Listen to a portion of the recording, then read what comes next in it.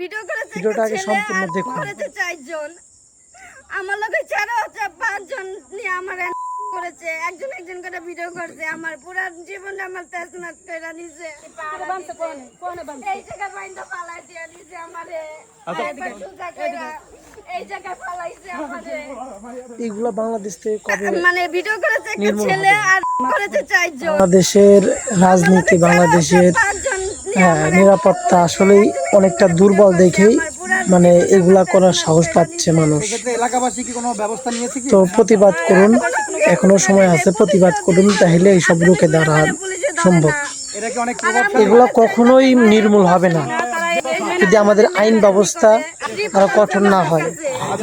বাংলাদেশের যে আইন ব্যবস্থার কারণে দেখেন একজন ধর্ষণকারী তার শাস্তি পাচ্ছে না, ওইগুলো দেখে আরো ধর্ষণকারী বেড়েই যাচ্ছে। তাহলে কেমনে মানে বাংলাদেশ আপডেট হয়ে যাবে?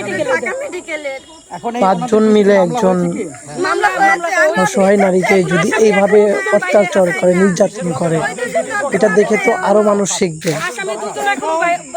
তো প্রতিবাদ করে তুলতে হবে, এসবের নির্মূল করতে হবে আমাদের।